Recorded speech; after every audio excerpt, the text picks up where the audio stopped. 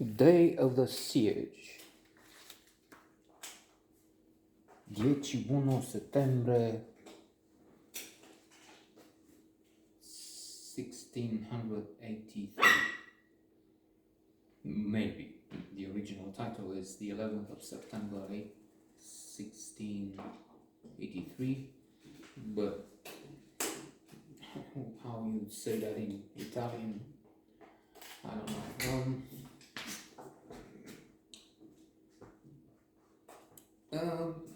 Forgotten motion picture,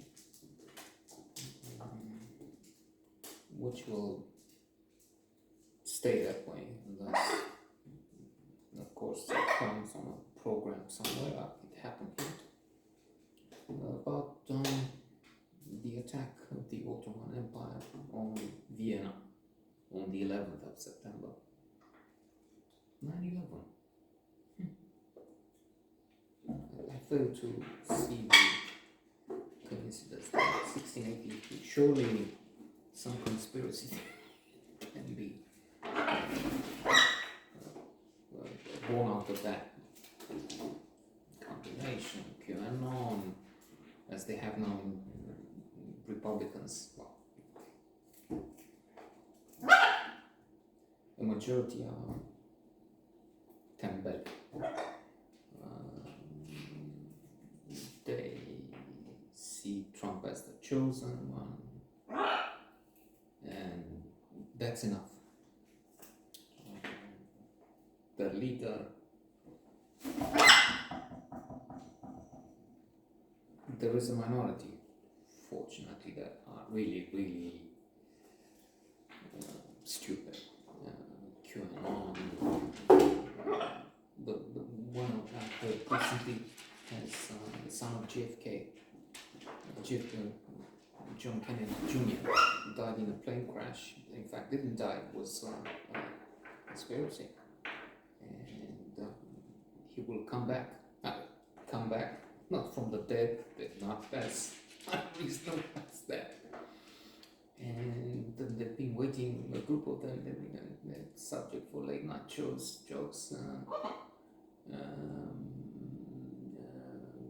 somewhere in Texas, I think, and he will declare his support for Donald Trump. JFK family being Democrats. Anyway, trying to come back. So it's the 11th of September, 9/11. But it's 83. The Ottoman power is immense. They control Middle East, large parts of Northern Africa, countries and territories around here. And they reach the gates of Vienna. So that's why it's indeed important. Conquering Vienna and passing through would be disastrous for countries in the West, because presumably nothing will stop the Turks, unless, of course, there will be some small nations here, in particular us. We stopped the Turks, we fought with them. The Ottoman Empire has not engulfed Europe because of us. That's, of course, the nationalist theory that the history has, in fact, it was taught, still is, I'm sure, taught in schools. There will be some brilliant revolutionaries. Lieutenant Boyer is a respectable name, I admire, who looked and said, it's not the way it happened. There were fights, but no question of stopping. The otherwise huge Ottoman Empire, with which other bigger countries, richer, more resources, bigger armies, had problems in coping, as this movie would show. A clash between the West and the East, between religions. To this day, people see this in terms of Christianity versus Muslim world. That's why you have terrorists, that's why you have bomb attacks, suicide acts for vengeance. So on the infamous 40 virgins waiting, those who kill themselves and innocents in the process. On the other hand, they point out to the centuries of oppression,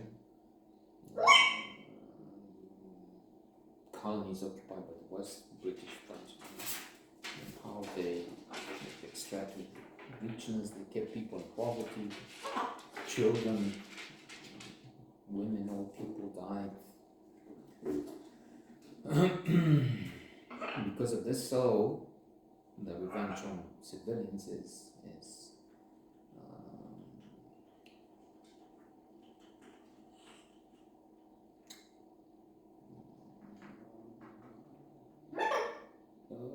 a holy war,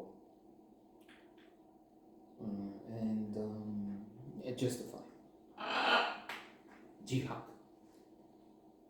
Scholars in that religion say that it's not true, it's a peaceful religion, and jihad is more to do with fighting the evil in yourself. So,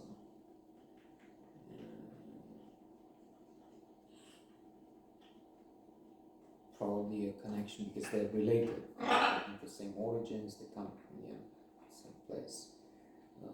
Who will throw the first stone? Deal with your own sins and problems, and then try and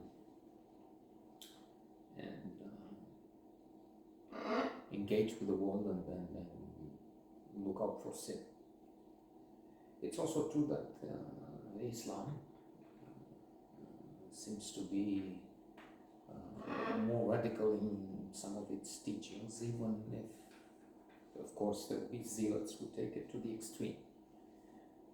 As in,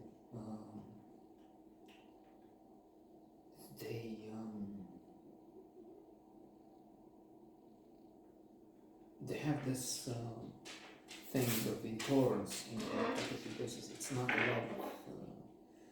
An apostate, somebody who's changing the religion, is sentenced to death. It's true, it's not all over the Muslim world, it's in places, and you have extremists everywhere. Inquisition comes to mind. Inquisition, that's a thing. Inquisition.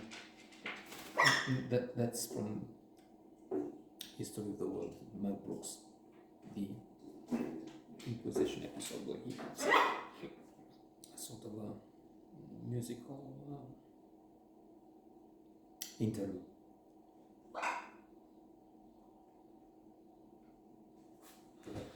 And that's the